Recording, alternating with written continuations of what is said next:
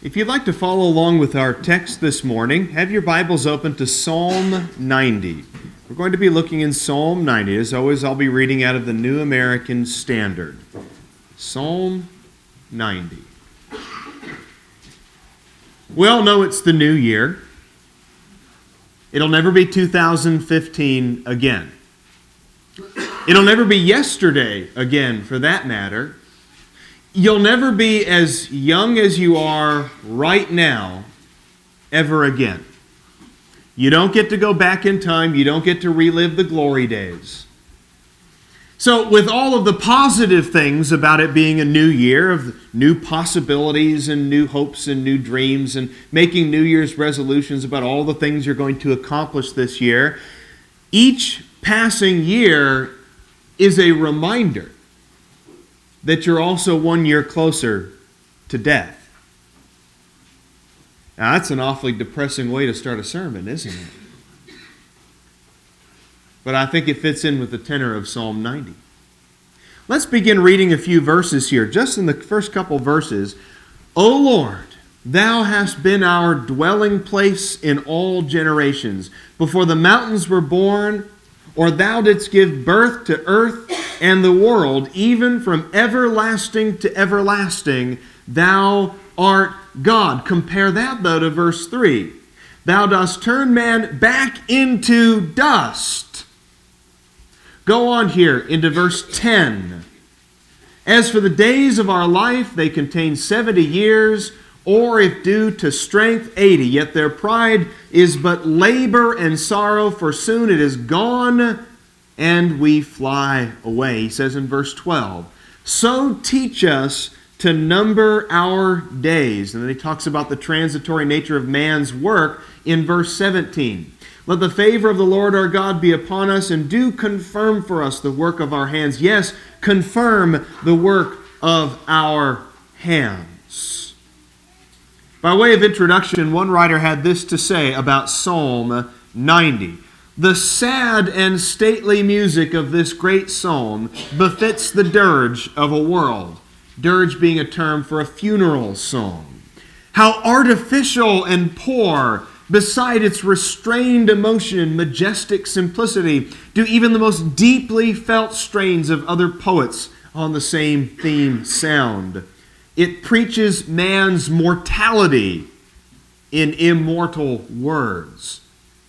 And yet, even with all that it has to say about man's mortality, Psalm 90 offers us some solutions. Not that we get to live forever on planet Earth, not that our works on planet Earth are going to abide forever. But when we align ourselves with God and His work, there is a part of us, truly the substantial part of us, that will last forever. So verses 1 through 6 then have this to say.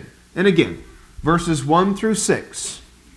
Lord, Thou hast been our dwelling place in all generations. Before the mountains were born, or Thou didst give birth to the earth and the world, even from everlasting to everlasting Thou art God. Thou dost turn man back into dust, and dost say, Return, O children of men. This harkens back, of course, to Genesis 3, verse 19. That there was a promise that was made all the way back at the beginning in the garden in chapter 2.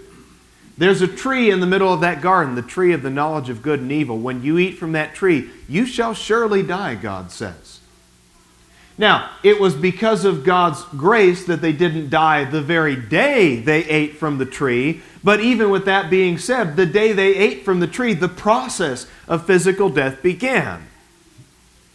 And there was a promise made to Abraham in chapter 3 that because of what you've done, because of the presence of sin in this world abiding as it is, there shall always be death on planet Earth, and you will die. From the dust I made you, and to the dust you shall return. Solomon echoes this in Ecclesiastes chapter 12 and verse 7.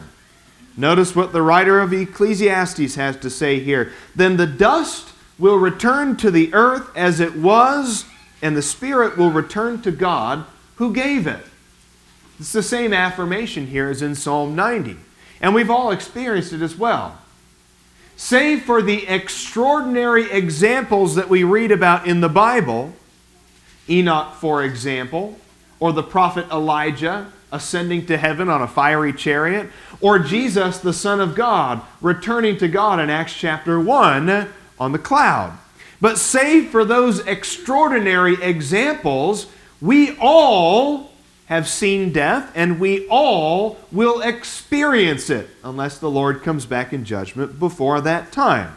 But I like in verse 3, that ray of hope. Yes, we're going to return to the dust. Yes, we're all going to die, and yet there's a part of us that will abide that God is going to collect.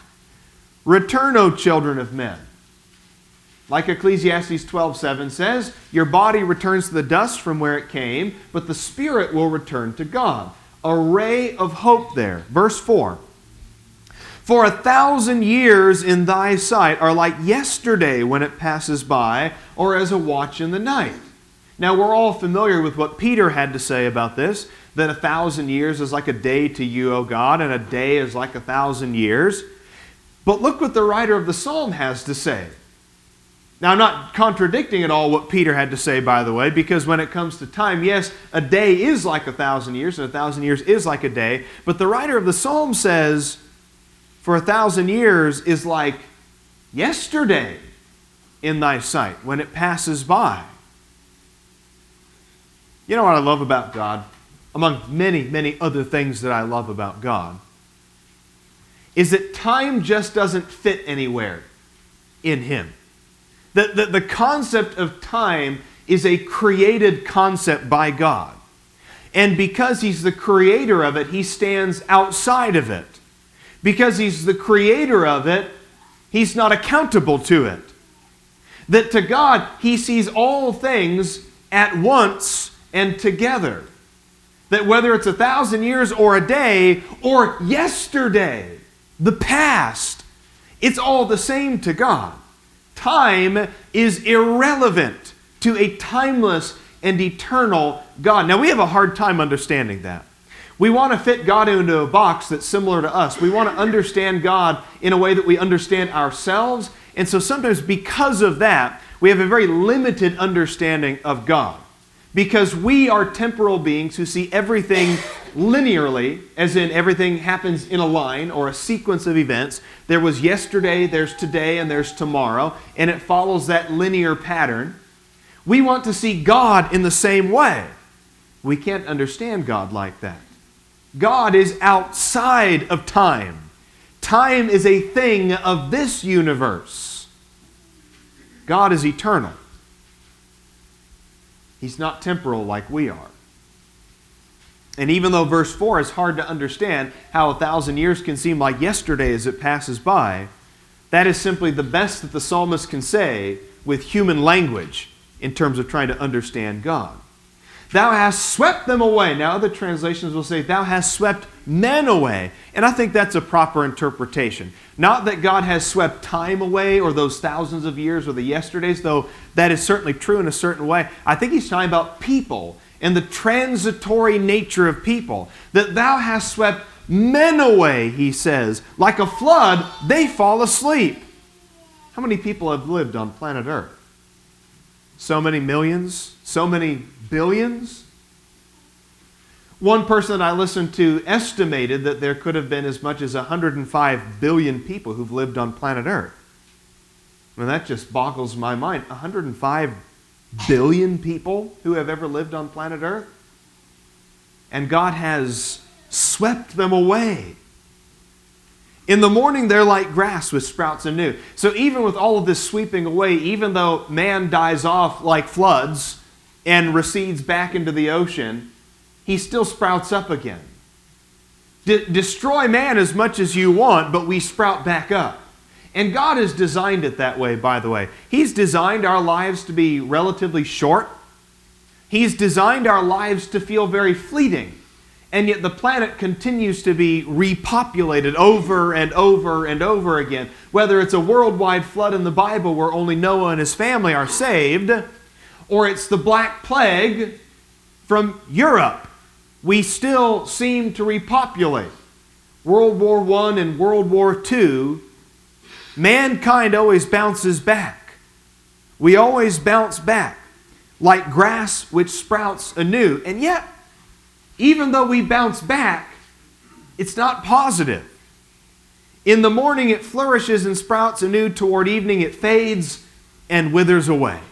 So sure, we sprout back, and every person that dies is replaced by one or even two people. And yet it's still very short. So fleeting. Perhaps there are a few verses that you're familiar with in Isaiah 40 and verse 8. The grass withers and the flower fades. But who's the only thing that abides forever? God and His Word. Go to James chapter 4. And in James chapter 4 we see a similar description where he says, beginning in verse 13, "Come now, you who say, today or tomorrow we shall go to such and such a city and spend a year there and engage in business and make a profit. Yet you do not know what your life will be like tomorrow. You are just a vapor that appears for a little while and then vanishes away." Now, the hard part about this concept is that if you don't believe in God, and you don't believe in the Spirit and the soul, and you don't believe that there is an eternal dwelling place for what is essentially, spiritually you, this is a very hard concept to come to grips with. And you do see the way unbelievers struggle with it. You do see the way that unbelievers struggle with it by always putting all of their stock in a legacy. I know I'm going to die. I know my time is limited, so I have to do everything I can to bolster my legacy so that people will remember me. We've been studying the pharaohs lately in our Bible class in the book of Exodus. One of the things about the pharaohs and the Egyptian understanding of eternity was that you were not welcomed into eternity. You didn't have an eternal dwelling place unless people on planet Earth remembered who you were. That's why the pharaohs built such extravagant tombs for themselves. That's why you see the pyramids of Khufu and Khafre. That's why you see inside of the tombs all of these messages and hieroglyphics, the stories of their lives. That's why you see monuments and statues. And that's why when your enemies really wanted to insult you after you died, they defaced all of your statues. And they removed your memory from the records of the people. Remember what Moses III did to his stepmother, Hatshepsut, defacing all of her statues and scraping her face off of walls. Because the ultimate punishment that you could inflict on your enemies was to remove their memory from the people alive. And people put a lot of stock in that. When I die, I want to have a bronze statue in Central Park. I want to have a wing of a hospital named after me. I want to have a foundation or a trust fund. I want a legacy. We struggle with that. We struggle as we get older also. We grasp onto youth. We pay exorbitant prices for cosmetic surgery so that we always look the way that we did when we were in our prime. The thing about cosmetic surgery, though, is that more often than not, it does not have a long shelf life. This is what we do, though, when we don't have faith in God. Because life is pretty miserable without Him. Our sin and God's wrath explain life's brevity, though. Pick up in verse 7. He says, "For we have been consumed by thine anger, and by thy wrath we have been dismayed. Thou hast placed our iniquities before thee." The sense I get from verse 7 there, or verse 8, that thou hast placed our iniquities before thee, not before us, but before thee, is almost like the idea of evidence laid before an investigator. Where you might have a detective or an investigator who has all this evidence. He lays it out on a table. He numbers it and he organizes it and investigates the evidence. Our sin is laid before God as the evidence of our fallen character and our sinfulness. Our secret sins, he says in verse 8, in thy light have been shown in thy presence. Our secret sins. That's a tough verse, isn't it, in practical terms? Because we can fool everybody else, and we can put on a tie and look nice on Sunday mornings, and we can mow the grass in our front yard and put on a facade so that we look the part of the happy, prosperous, spiritually minded American. You can fool everybody else, but you can't fool God. There is no facade, there is no mask that you can wear that can trick God, because your secret sins have been laid out before Him. He knows. He knows. Here's a practical application in your prayer. Be really careful about being kind of like generic with God. The temptation, and this is not a criticism, by the way, of people who've come forward, because I know it takes a lot of courage to come forward and confess a sin in front of the congregation. I understand that. But sometimes when we come forward, we veil it in very generic language where we say, well, I've just been struggling a lot lately. I've had a hard time lately. I'm just not feeling like a strong Christian. But we don't want to put an actual name to what our sin is. Instead of saying, I've been struggling a lot lately when you've been committing adultery, just admit that you've committed adultery. Call it what it is. But we kind of use these generic terms to skirt around the issue. You can't do that with God. You can't. If you're addicted to pornography, you can't just pray to God and say, God, I've just been struggling with a hidden demon lately. And God's going, don't talk like that to me. I know what you did. Don't skirt around it. Don't tiptoe around it with me. You might be able to do that with everybody else. You can't do that with God, though. He knows. He saw it. He witnessed it. He was there when you struggled with it. So avoid the temptation to be generic with God. Be specific and tell God. It's just not like you're hiding anything from Him. You're not saving face with a God who knows everything. Verse 9. For all our days have declined in thine fury. We have finished our years like a sigh. As for the days of our life, they contain 70 years, or if due to strength, then 80 years. Yet their pride is but labor and sorrow, for soon it is gone, and we fly away. If you have a subtitle in your Bible for Psalm 90, who does the subtitle say wrote Psalm 90? Moses.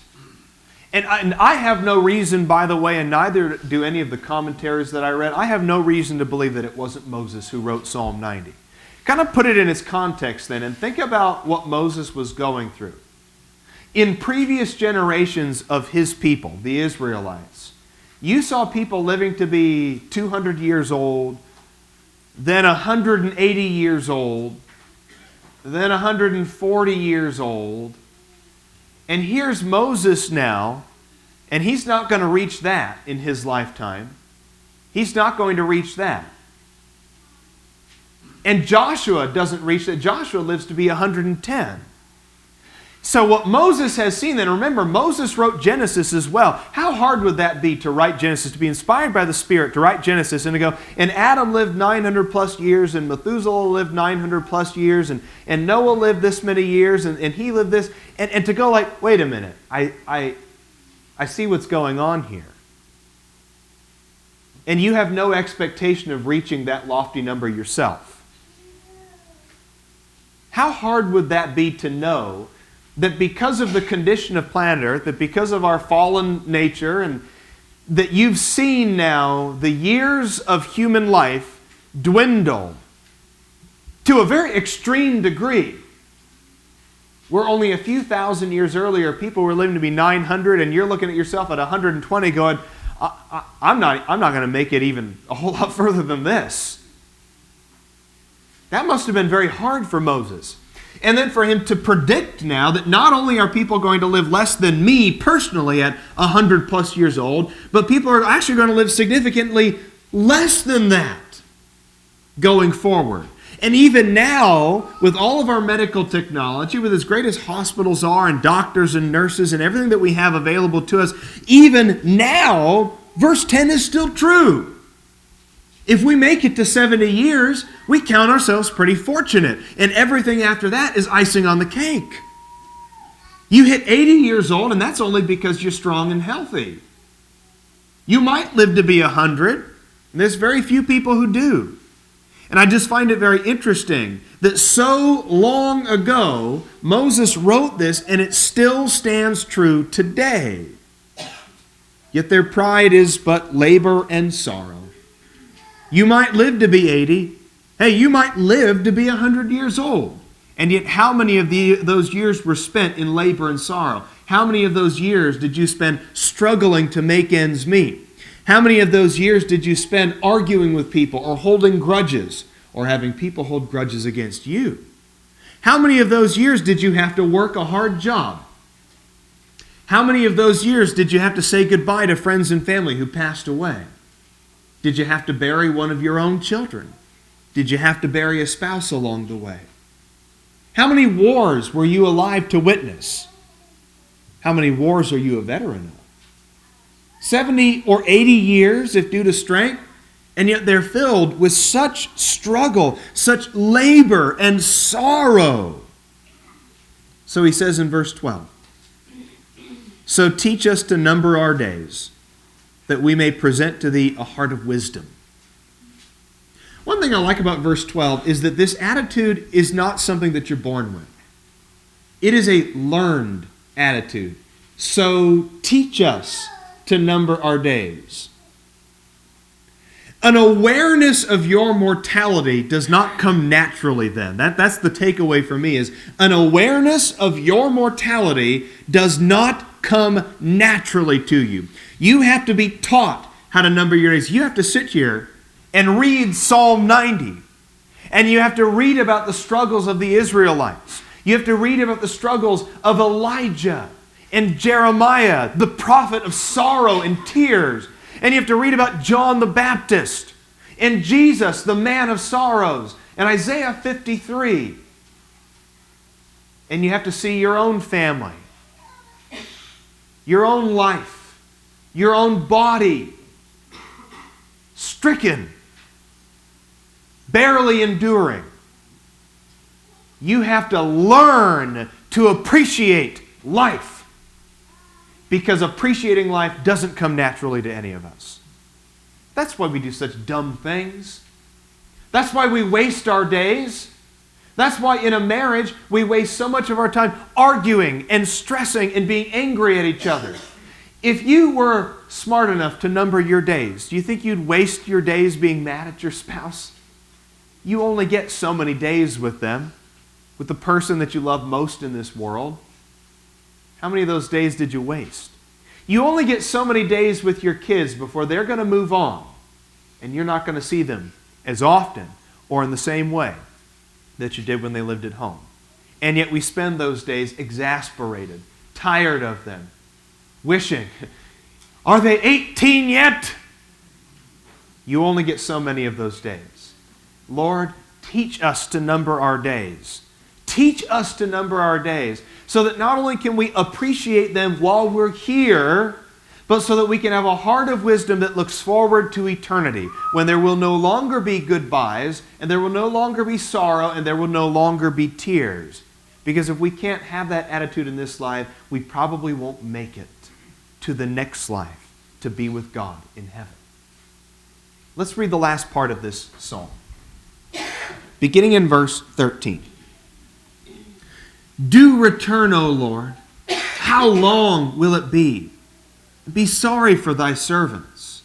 Satisfy us in the morning with thy loving kindness, that we may sing for joy and be glad all of our days. Make us glad according to the days thou hast afflicted us, and the years we have seen evil. This reminds me a lot of 1 Peter chapter 1, which we don't have time to read, but I recommend in 1 Peter chapter 1, just start in verse 3 and read on through the end of the chapter. And that's the point that he's getting at in 1 Peter chapter 1, is that this life is full of suffering. This life is full of suffering, but this isn't where our treasure is. And we must learn to trade out the perishable of this life for the imperishable of the next life. And it's because of our sufferings that we can learn that. Now, I know human nature is to avoid suffering at all costs. We don't want to feel pain. We don't want to be in anguish. We don't want to suffer. That's human nature. And yet it is the suffering of this life that produces in us the gold for eternity. Make us glad, he says in verse 15, according to the days thou hast, what does he say? Make us glad according to the days that thou hast given us good times. Make us glad according to the days that we've had a party and revelries. Make us glad according to the days that we've had enough money in the bank to feel confident in the future. Make us glad according to the days that we've been young and healthy. No, he says, make us glad according to the days that thou hast afflicted us. Because it's in our affliction that we learn to appreciate you and look forward to eternity. He says in verse 16, let thy work appear to thy servants and thy majesty to thy children. Give us an ever-present awareness of you in our lives and the work that you're doing. And verse 17, and let the favor of the Lord our God be upon us. Do confirm for us the work of our hands. Yes, confirm the work of our hands. McLaren said in his commentary on the Psalms, this prayer expresses a deep longing, natural to all men, and which seems yet incompatible with the stern facts of mortality and decay. Speaking specifically of verse 17, McLaren says, we should all like to have our work exempted from the common lot. What pathetically futile attempts to secure this are pyramids and rock inscriptions and storied tombs and posthumous memoirs and rich men's wills. Why should any of us expect that the laws of our nature should be suspended for our benefit, and our work made lasting while everything beside changes like the shadows of the clouds? Is there any way by which such exceptional permanence can be secured for our poor deeds? Yes, certainly. Let us commit them to God, praying this prayer, establish thou the work of our hands upon us. And what the writer goes on to say is, we do this when we make God's work our work. When you make God's work your work will last for eternity. When you make His will, your desire to match up with His desire, that is the only escape from the transitoriness of this life. It is the only escape from the death and the decay that comes along with being a human being living on planet Earth for 70 or perhaps 80 years.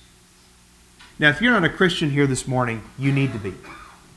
You need to put God first in your life by accepting that His Son, Jesus, came for your sins, to die for you, to die for me, to die for all of us. Mark 16, verse 16 says, he who believes and is baptized shall be saved. So whatever needs you might have, I encourage you to please come forward as we stand and sing.